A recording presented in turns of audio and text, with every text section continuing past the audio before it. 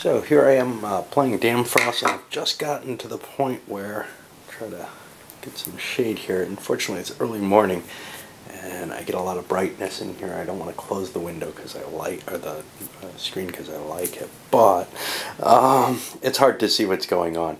All right, people from Axis Empires remember this a lot. Anyway, just finished up the building phase for the game. Some people have some money left, most particularly, let's see, $8 or $8 for red? Where's that 18? Looks like 18 for red. Red's got a lot of cash. They haven't spent much, but most of the others, somewhere around 6 or less, right? That'll be helpful because they can connect to other cities. It's also victory points at the end of the game. That's the thing. Whatever you spend money-wise is money that you could just be sitting on to win the game with, right? But you need to spend some. The question is, at what point do you stop spending? At what point is it not worth connecting things? Now, I've drawn up a little chart, and we're going to run through each city once, maximum. It's possible with these rules, I don't remember this as an option in the more polished version of the game that I used to play, but it's possible with these rules to, they suggest at least, that if you want a longer game, you can hit each city twice or 3 times. It's kind of a clever idea. I don't know if the other game gave that suggestion. It may have. I didn't read the rules. Anyway, we roll up 2 cities. The first one's going to be 36. 36 is going to be Miami. That'll be pretty easy to connect with. And the second one is 54. Now that's going to be Cincinnati. So that's what we've got, 36. And we mark it with, I'll just put an X there. And then 54. And now I seem to remember some kind of tokens or something to mark that in the other game. I don't have them here. I do have some little bits, and I'll use these for it. Some little plastic pieces to determine the run. Now I've got to look at it, and I'll come back after doing some thinking, because I've got to decide which players are involved in this to run it and which ones want to make deals. As it stands, everybody is going to have to run on red. 1, 2, 3, 4, 5, 6, 7, 8, 9, 10. Alright, well, what did we say? Red to Cincinnati. Red and yellow are the natural pairing for this. And red will offer to yellow, hey, let's split this. No one else can do this because, by my reading of the rules, they can't pay the $10 for red's track. Also happens that the only other player who could have done it is brown. They've got kind of a crappy route, so they might not want to. Of course, if they got second place, they would want to. See, it's this wording here. You may not pay more than 10 units to any other player if that player does not compensate by paying back.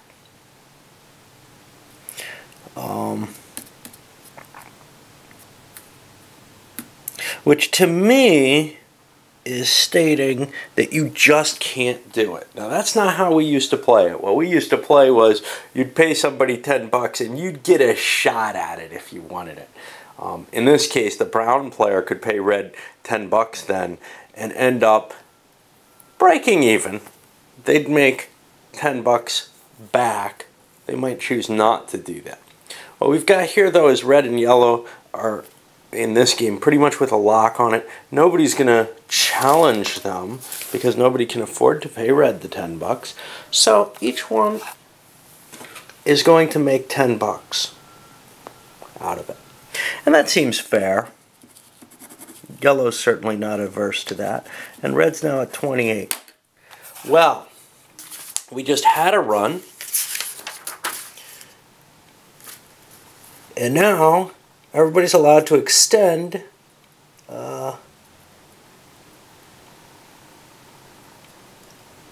well, no, the 2 players who just added, red and yellow, are allowed to extend by $10. You're only allowed to extend by your income in the turn. That's not what I remember. I remember people being able to add to their track no matter what. You didn't have to win a race to buy new track. But that's not how these rules work. And I'm going to look at this and try to figure out if either side, both sides, wants to extend their track. And I'll add to it in a moment. I'll come back in a moment if that's the case. I think I'll play with the game variant here. You may decide that all income and bonuses are credited to the account after every other round. Players may spend up to 10% of their current balance to extend their network. This is more what I remember.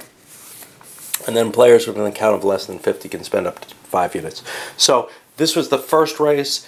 There won't be a building round here.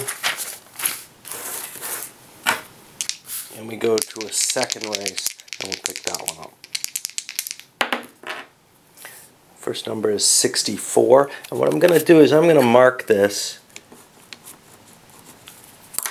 because this is just, it could create different flow of things, but I don't ever want to have to re-roll both. When it gets tight in the game, it gets hard to, or when it gets late in the game, it gets hard to roll a new rating. And 31, so 64 and 31, and I still did not open this bag.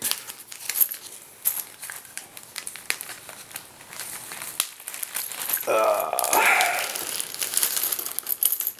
64 is Peoria, that looks like Yellowland, and 31 is Black's Wilmington. Well, this is a run that no single pair even has track to. This is going to be hard, and people are going to have to think about this. I don't know who makes the decision first.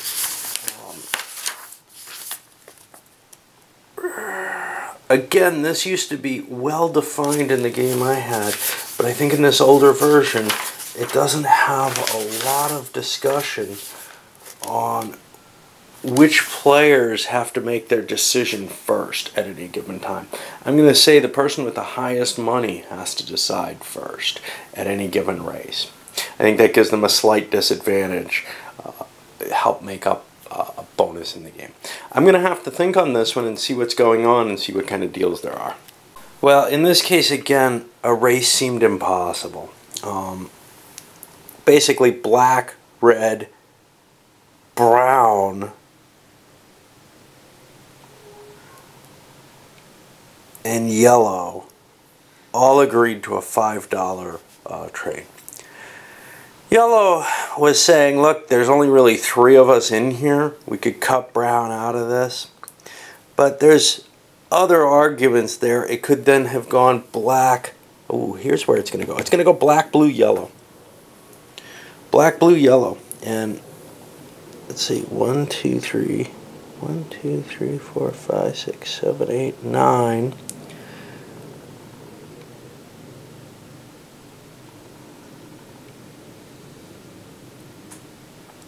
There's a possible competition here. Black. Yellow's got to be involved in it. That's the problem.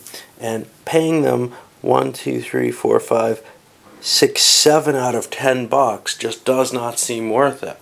So yeah, we're going to go with that black, blue, yellow combination because black and blue connect here and blue and yellow connect here. It all hooks up. So they're going to get to split the $20 3 ways. I think I like it better where you can take that $10 hit to a player to ride their track and you have a chance of racing. There's no racing going on with the way I'm reading these rules. Anyway, each one's going to get $7, I think. Let's see how the how you're supposed to divide that.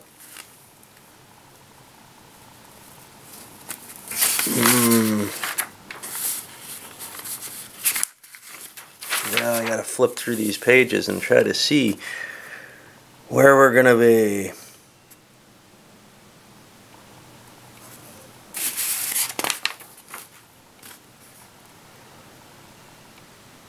Let's 2 players may decide to participate with 1.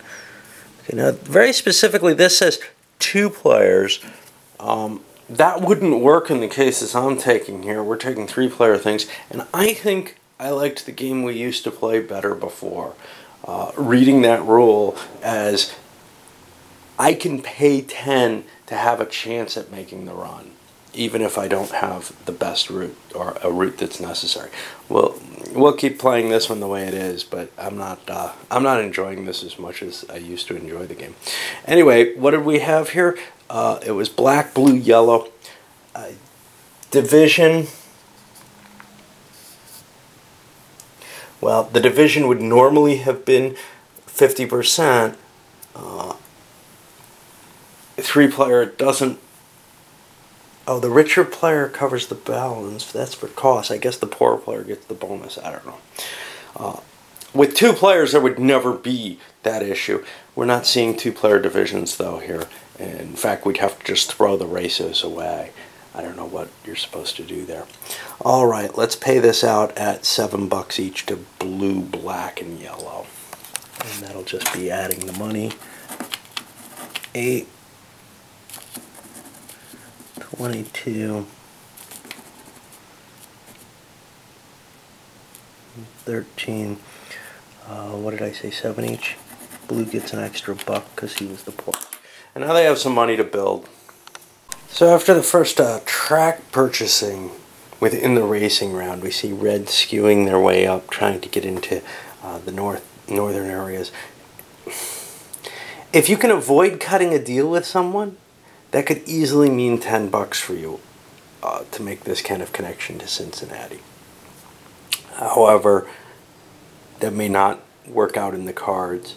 What it might do is red is looking kind of to connect up to blue, while blue's shut down to Charleston, also looking towards that kind of, hey, if I can hook up to red directly, I can make some runs that I couldn't make otherwise. Yellow even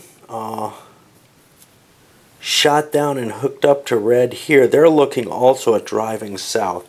They have a lot of money. These last couple runs were good for them. They included them.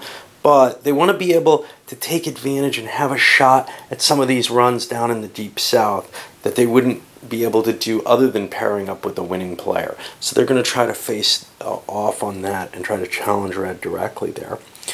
Black hooked up to green here. Now black is already hooked to green, so they're kind of depressed about that, but their plan was also to either maybe shunt down a little bit and try to cut red out. They may have been better off heading this way. The problem is black doesn't have a whole lot of money, no matter what they're doing. They're not too bad, but they're not like yellow, who can really keep playing. Red, of course, also can. We looked at red. Brown's addition is shooting straight down into the south as well. And it's looking like black really made a mistake and should have been firing into this direction, given where everyone else was going. But they had to choose a little earlier, I think, because they had more money. Anyway, there we are with those. That's after the first 2 runs. Every pair of runs, there's going to be a building phase. At some point or another, it's very clear that it's not worth building more track. But right now, I think it still is. I know that when I first played it, I had the question of, hey, whoa, why am I building track once the cities are connected and I can't get that $6 bonus? Well, because the cost to use someone else's track, first of all, you can't compete at all in this one if you're not within 10 spaces on at least one other player. You can pay more than 10, but just not to the same person, right? And that's pretty iffy too. Trying to look through, these rules are not, well put together because they're just a translation. And they seem to be a fine translation, but they're not ordered and set up and formatted nicely. And I'm just having real trouble finding anything there. Oh, this is building? I don't know.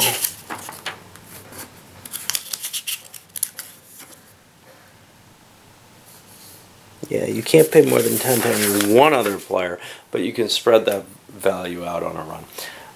Usually not worth it though. You want to make the majority of the money that you could make. So usually you're only riding other people either in a pair or in an agreement, or you're riding them if